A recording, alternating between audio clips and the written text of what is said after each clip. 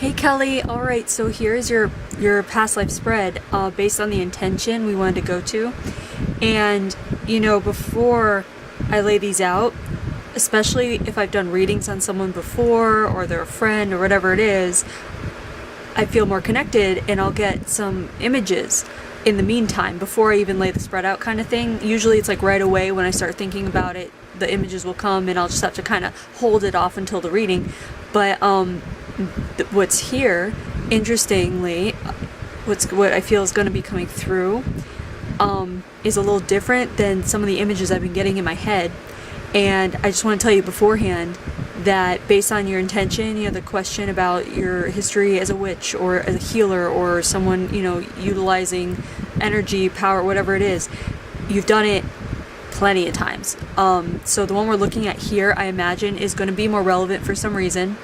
I don't know if it's the one that you saw in your guided meditation or whatever you were seeing, but I'll tell you a couple of other ones that came through, just a very basic general description after this, okay? So here, let's start. We're going to do, go to where you were, what you did with the majority of your time, an important day, relationship, feeling, another important day, death, lesson learned, and time period. So we're going to go to the Americas, and I don't normally get North America, but this feels like we just kind of zoomed right to North America, and what it felt like was really interesting because at first it felt like it placed me in one of the other ones that came to my mind, and then it took me down south. So the first one, I guess I'll just tell you now, the first one that was in my mind and where it's almost like a weird dual reading, which you can do if you get regressed. Let's say you do a past life regression. Like I'll do groups and you'll be sitting there and I'll be facilitating your session, taking you back to a past life with visualization, and a lot of people will get two lives at the same time kind of going on simultaneously. So that is what it feels like was starting with this when it pulled me, because what it did was first it threw me to like a New England kind of like a hedge witch, New England 1800s kind of thing, not exactly like the Salem witch trial witches, but someone up there who it's like almost like they weren't, it didn't give the full story, it's just a glimpse, but it wasn't someone that was like chased after their whole lives or really had to hide too much, because it felt like this person was like not in the woods, but like kind of outside the town, and utilized the forest and was more of like forest based, working with herbs and things like that. Okay, so that was one of them that came into my mind, and that's what started to come through first here. But then this right here, the whole thing pulled me south, and what came through was someone who worked, it felt very much like how you typically think of as like a New Orleans or Nolans, however you want to say it, New Orleans voodoo witch kind of thing. And they're just, the image they're giving me is they're using the filter, the only thing I know, because I'm not really familiar with the area or that kind of, practice.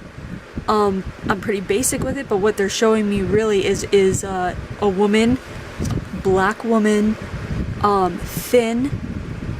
Something about her is there's something about her ancestors that are coming forward, and there's something about her utilizing ancestry magic or utilizing her ancestors to conduct magic, which can also mean there's something about her using powerful magic of ancient times history, and it feels like magic. I say magic, but like ritual, spell, energy work brought over from the old country, and I don't know what that old country means, but it feels like brought over from the old land, the old country, and it feels like it's not America. So I feel like we're looking at someone who takes a lot of pride in continuing on with kind of like the family lineage of powerful witches or powerful, I don't even want to say healer, because I feel like we're actually looking at someone who has a balance of the what we call dark and light magic. So, voodoo, I don't think voodoo's all bad. I don't feel like this person works where it's all bad, because there's something about her community that she feels very drawn to, but there's also something about her that's like unfuckable with, like don't mess with me, I will screw you up, like that kind of thing. So there's a little bit of fear tinged with how people approach her, or there's an intimidation factor. There is something very deeply rooted, though, in this place where she lives, in this south place. I want to say it's New Orleans. I haven't been there, but it feels like that. It feels like she is not partnered up with someone. It feels like she leads a very solitary life, even though she knows many people. It feels like she does very well for herself, very independent, very smart, astute, connected. It's almost like she's empathetic, but she doesn't allow it to take her over. This person is also not, I wouldn't say she's warm. I wouldn't say she's warm at all. I think she's, but she's not like a cold person. She's more like, just when it's business, and she's always doing business, that kind of thing. There is this is just coming through. Sorry, we'll get to this to more detail, but there's something coming through about working with someone, and the someone is kind of like an apprentice, and it's a young girl, and the girl is, it feels like there's a relation to her, almost like she could be her aunt or great aunt. This person also looks younger than they are, and I don't know if it's just because of the her heritage, or if it's because of spell work or whatever she wants to do, but her life revolves around this. She kind of lives in this reality and other realities at the same time. Okay, so let's make some connections. If you've had any connections when you hear about voodoo witches, if you've ever been drawn to wanting to go to New Orleans, wanting to see the old city, drawn to old ways, ancient ways. If you hear about ancient, like ritual, something about being connected possibly to the southern kind of pull, not southern as in southern plantation kind of thing, but southern as New Orleans is southern, which can mean something different to you. There's something about if you have ever felt pulled towards the Black community, if that makes sense, like if you've had empathy with them, sympathy for them, if you want to help them fight for their rights, if you feel, if you've connected with their ancestral power in any way. There's something very heavy about ancestors. Have you ever felt pulled to do ancestry work? Are you interested in ancestry or lineage work? A lot of us relate that with healing trauma from ancestors, and that's one way of doing it, but there's another kind of ancestral work where you basically call forth the ancestors for their help, because the ancestors have the knowledge and the power and have been practicing forever, kind of thing. So let's say in your current life, you know that your great-great-great-grandmother was just a woman who didn't, who had kids and cooked and, nothing like into, let's say she wasn't into magic or anything like that. Like, let's say you have a lineage that isn't into magic. It doesn't mean that you don't have the soul memory of this woman's ancestors. You can call in her ancestors because they are your ancestors, because we're looking at another aspect of you, okay? So that can be powerful as well. It's like calling in divine guidance from another realm of sorts. There's something about, it's like, I'm really glad you asked about this, because there's something like you need to tap into that in your current life, and it's almost like you will find so much the feeling of feeling fulfilled and stable when you dive into doing work on this level. If you're interested in doing spell work, ritual work, it doesn't have to be very kitschy, it doesn't have to be woo-woo, so to speak. It's more about, like, honestly, what's coming to mind is I want to say that a message coming here is to build yourself an altar. Give yourself the pleasure of creating an altar where you can go and be and feel comfortable and sacred. A sacred space just for you would be ideal to work on, next. If you're looking for a hobby, a lot of people do vision boards. A lot of people, go do meditative art or automatic writing, whatever. I would definitely say try creating an altar, see how it makes you feel, putting it together, selecting the pieces, placing the pieces, and then having this thing where you can come and be in your sacred space. I feel like sacred space is very important for you. I feel like that's what's coming up here. This is a person who basically walked in a sacred space, always highly aware of the sacredness of her work and her being. And so that's a message coming through. Keep making connections where you can. We're going to move on to the next card here. I know there's a lot with just the first card, but it's really coming through, and I think it's because you were really supposed to be hearing about this, because I think it's time for you to kind of give in or dive in, or it just feels like it's time for you to kind of go exploring down that path. And it should be very fun. Like, you should be very intrigued by it. It should be very intriguing for you. Okay, so the what you did for a living card. So this is the hard labor and slavery card, and it feels like there's an attached. There's something about your lineage being in slavery at the time, and even so, there was very powerful women. I feel very much like women in your lineage here in this life that were slaves, and I feel like this aspect of you never endured slavery, but it was like something that your mother remembered, kind of thing. So there is something in you that is very aware and in touch with it.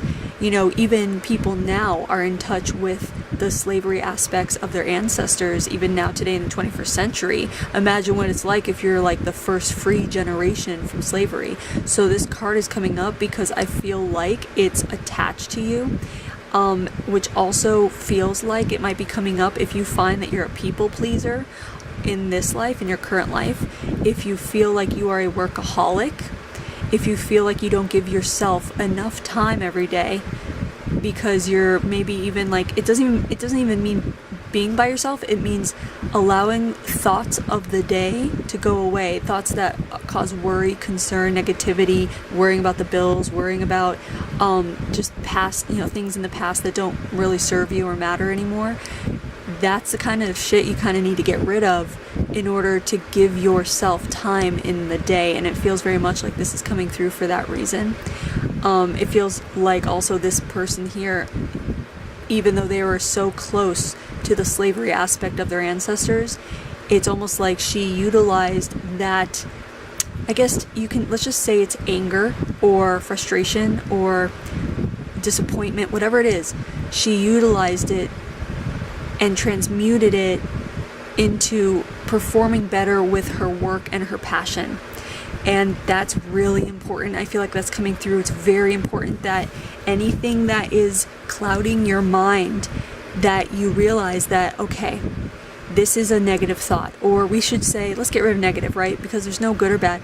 It's a heavy thought. Let's say you're thinking heavy thoughts.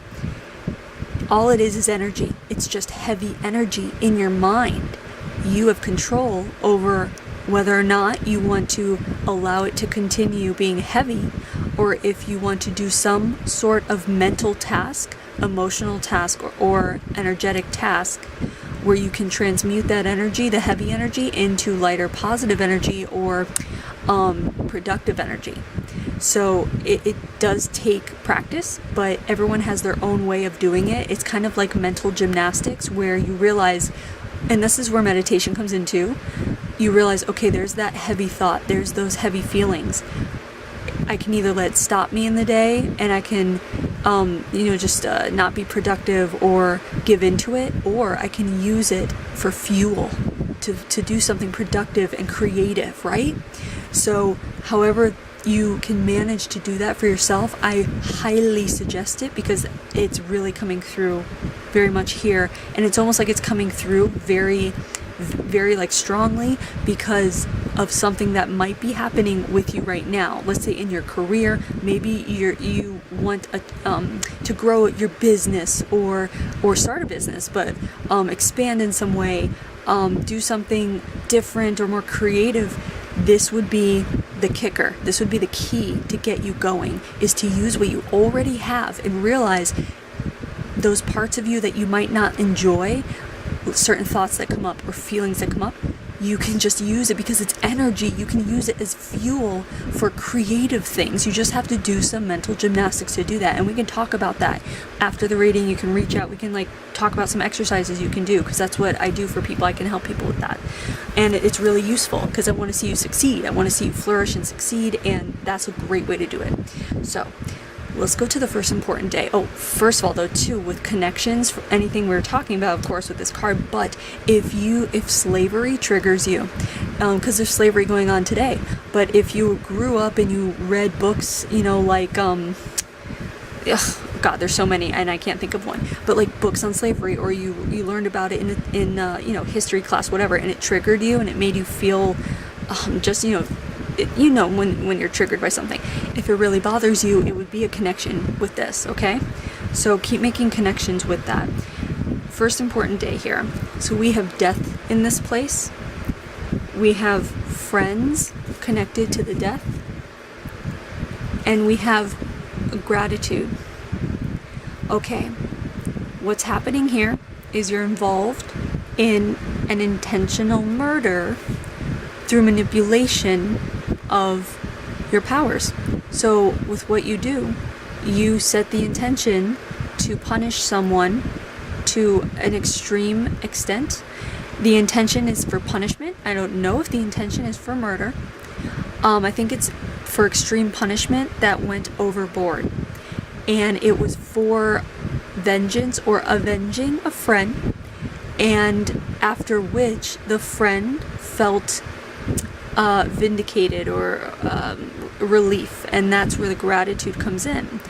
And it was an interesting day because I feel like this is the first time you really saw how much you can affect lives, both in a positive and negative way. There's something about your friend getting raped. It feels very much like your friend was raped, and she came to you and you punished the man through your ritual work, through the voodoo. And there's a sense of pride in your work, and there's a sense of uncertainty, because this is the first time you've done something this extreme. Even at your friend's relief and gratitude, you're still, because you're so connected to the all and the magic and the ancestors, you do realize that it takes a toll on your soul as well, is what it is. So that's why the uncertainty is there, because this is a day when you create karma. And it's very likely that if you've had a bad relationship in your life that may have been very abusive, doesn't have to be physical, or if you've been molested or worse, it's very likely that that person is the one that you killed, or the one that got affected by this, okay? And it's okay if not, if that hasn't happened, good. But it would show that there is karma, and it's likely that you would have it with a man. So if, again, a relationship in this life with a man, if it turned out to be volatile or abusive, or maybe you've had to get a restraining order or whatever, it could very well be karma being worked out. Let me see what else. It doesn't even have to be that way. It can also be karma with a person in your life who has abandoned you. So if you have been abandoned by someone, it could very well be the soul, the karma you have with the soul here, where it's like their death made it so that it's almost like you caused, through this death, you caused abandonment by them to another that they didn't intend to abandon. So in return, the karma is coming back where they would show up in this life as someone who abandons you. So remember, these are all soul contracts. We all signed up for them on a soul level. So the best thing you can do, if you do connect with anything being said about this issue, the best thing you can do is forgive. Because, it keeps coming up for me too, the same thing I keep like hearing and reading is forgiveness is not about forgiving them. It's not about them. It's about it's about a release for yourself, letting go of a burden for yourself. And without that forgiveness, you're holding on to the energy. You want to cut the cord. How do you cut the cord easily? Forgiveness. It doesn't mean it happens overnight. It's a process. I can attest to that. There are people that I have to forgive every day. I have to go, and each day gets easier and easier, but I'm not going to stop my ritual of forgiveness until it's no longer there, until the energy is cut and done and over with. And you can really feel it if you pay attention and you're mindful. So keep that in mind if you connect to any of this, this situation. Another thing that can come up with this kind of thing is you may be protective over your friends. You may be someone your friends come to solve their problems or to try to get you on their side. If you find that you've been pulled certain ways by people in your life to kind of be on their side, or something like, let's say your friends are getting divorced and you know both of them and you're like, okay, who do I stay friends with, that kind of thing. Just know you don't have to make that choice anymore. It was made here. You made the choice here. Loyal friendship right here. Just remember, in this life, loyalty should be for you. So anything having to do with loyalty, always check in with yourself first, because you need to be loyal to you first before anybody, okay? And it doesn't matter what they think about you. It doesn't matter how it might affect them. It has to sit right with you. So keep that in mind. And also a message that not to put yourself through any discomfort on your end to help other people. It doesn't mean like, slight discomfort in order to like make sure, someone does, it's all, what's it called? Oh, what's the word? Put it in perspective. Yeah. So basically what I'm saying is emotionally, you shouldn't emotionally have to compromise yourself for your values or your comfort in that way, like emotional, spiritual comfort. You should not have to compromise that in order to just help a friend with something, because for someone to expect that of you is not fair. Fair is a bad word, but you know what I mean. It's just a message for you to make sure you're taking care of yourself. Loyalty is for you first, and don't compromise your values or your comfort, spiritual, emotional, mental comfort for another person who just might need to learn that lesson and figure out what to do for themselves. You know what I mean? So keep that in mind. Keep making connections, okay? All right. Next important day. This is the wow card, the wowzer card. Usually something different, interesting is happening. And it goes with the soul group card. And this is the neutral card. Whoop. Okay. So I'm trying to see what happens, because what's coming through is we're zooming forward in this life to when you're an older woman. It feels like you live a long time. And we're going forward, you're an older woman, and it's almost like this isn't really about a day. It feels like it's about a feeling or a place in your mind that you've reached, okay? And by that, what I mean by that is, it feels like you're this older woman, you've seen everything, you've done everything, you know what it's like to carry burdens, you know what it's like to have hardships, to lose people, to welcome new members to the world, birth, whatever it is. Like you've done and seen it all. And there's something about it that has, in a way, there's something about it that has numbed you. Almost like nothing surprises you anymore, and nothing, also, not just nothing surprises you, but almost like it's really, like nothing brings you joy anymore.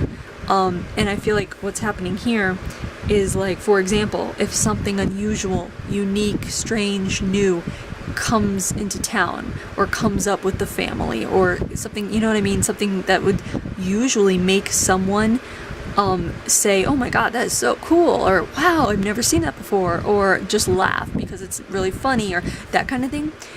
It's almost like showing that this woman has become very neutralized, very kind of sit back and observe, and not partake anymore. And it's interesting because the messages coming through is, you've probably heard this before, where they say be in the world but not of the world, where it's like don't get wrapped up in the drama of the world but still be an observer. And in this case, like that kind of thing is good to do. It's a lovely place to be because you can still enjoy yourself. Her, by the end, or you, her, by the end, it's like it was like she was just there, and she didn't partake in the pleasures of life anymore. It was almost like, killing herself didn't come to mind. It had nothing to do with that. It was just that there was just nothing left for her, and yet she kept on going. And it's like she allowed herself to become numbed out. And I feel like that's a message to make sure that you don't repeat that, because you've already gone through that. To try to continue to take pleasure, even in the simplest things. Make sure you are laughing every day. Find something that brings a smile to your heart every day. Find something that brings emotion to your heart every day. You'd rather cry than feel nothing. That kind of thing. Make sure you're not putting up walls to yourself or to your feelings or to anything that might bring emotions through you. Emotions are not your enemy. They're a wonderful GPS system. They're letting you know what you're attuned to and where you are at the moment. Make friends with your emotions. Don't put up a wall. There is though, it's a fine balance between that and also this neutral card. There's also maintaining neutrality and learning when to control those emotions and stepping back and observing. So let's say she just kind of put up a final wall and it was rigid, no flexibility. The message for you is to find balance and feel your emotions to the extent where you know when to control them and be the observer. You know what I mean? So basically it's saying in a nutshell, become a master of your emotions. But it doesn't mean you have to put a wall up. It doesn't mean you have to be stony faced kind of thing. You know what I mean? So it's about balance. And keep making connections here where you can, okay? So now here is the death card. This is the accident card. It's an accident. I'm just trying to see what's happening because we're looking later in life. We're looking at an older woman. And you would think that it would be natural. So let me think for a sec.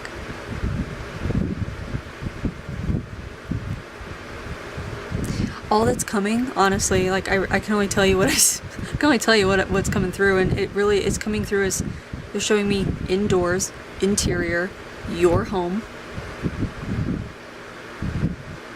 It's dark. I don't know if it's dark because windows are closed or if it's because it's nighttime. Usually when they don't really give me anything, it's because it doesn't matter. So maybe that's the case here, and it just doesn't really matter how you died. I'm just trying to see what else. I'm like, come on, guys. What else you got? Okay, so now I'm seeing like a book that's like a recipe book. It's like a spell book. It's like a recipe spell book or a spell recipe book or whatever it is. Because there's something about you working with concoctions a lot. Dare I say you even have a freaking cauldron. You work with animal parts. This is like full-on voodoo. I kind of want to look it up. You might want to Google it and see how you feel when you look at tools and look at stuff that voodoo practitioners use, just to see how you feel. Honestly, the only thing coming to mind, seeing this book and the indoors and everything, is it's almost like you're so old. It's almost like maybe your eyesight dimmed. Maybe your mental factions dimmed to where you were concocting something for yourself. Maybe like a healing remedy that you put too much ingredient of something in and took it, and that killed you because the ingredient was too much toxic, so to speak. If this is the case, which that's what it feels like, thanks for bearing with me, by the way, sometimes it just takes a while. If this is the case, if you have any digestive issues in your current life, if you have food allergens or sensitivities, it would come from here. Stomach issues, digestive issues, that whole tract going, when you eat or drink going down. Allergic to certain drinks, sensitivities, certain drinks. It could be alcohol, or it can be an ingredient in a drink. It could be gluten. It could be just like certain weird sensitivities, or allergies. And if not, that's great. But that's kind of what it would indicate as well. It may indicate if you have any vision problems, if you need glasses or contacts or whatever, and your vision's getting poor, it could be from this. It can be from a lot of lives, quite frankly, that kind of thing, but that's the only thing I get from here. So it's about making a mistake, which means you can connect to that if you are someone who, if you're really hard on yourself for making mistakes, or if you're very, very keen on making sure you don't make a mistake. You know what I mean? If that's one of those things where you're like, I am someone that does not make mistakes, that kind of thing.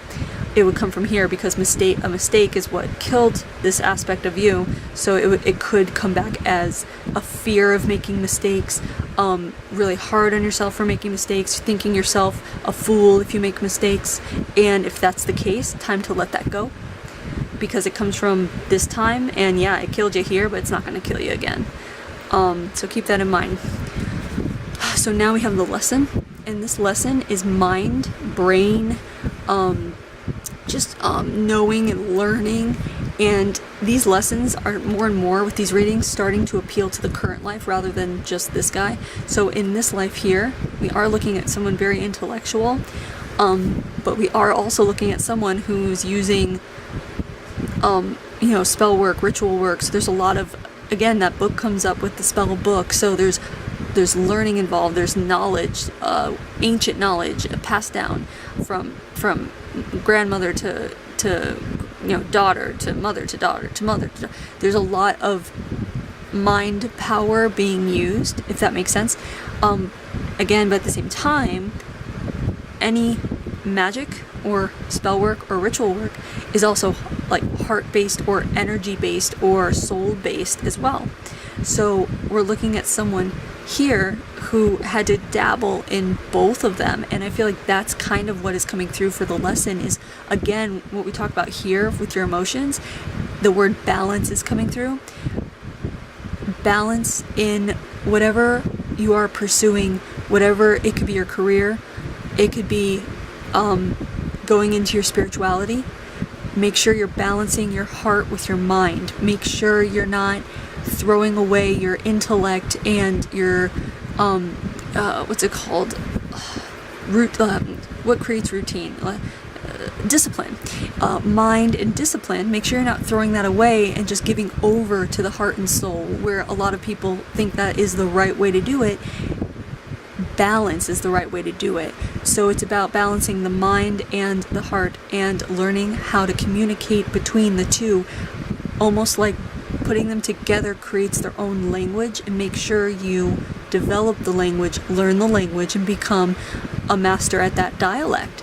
And when you do that, and when you work on it every day, you're going to see your life be more in the flow, smoother. You're going to get right on that path. I mean, I feel like you're already on your path, quite frankly, but it will feel smoother. It will feel more confident. You'll be more sure of your step when you make sure that you weave together your intellect with your creativity, with and the creativity is the heart and soul, and the intellect, is whatever it is. I feel like it really may have to do with whatever business you want to do. It feels like you're really capable. Quite frankly, this card feels like it's like, I want to say that you're very capable of entrepreneurship. Yeah, that's the right word, right?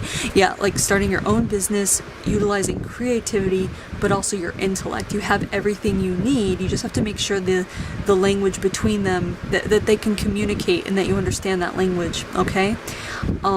And yeah, I mean, that's pretty much it. So please keep connecting to that in whatever way you can.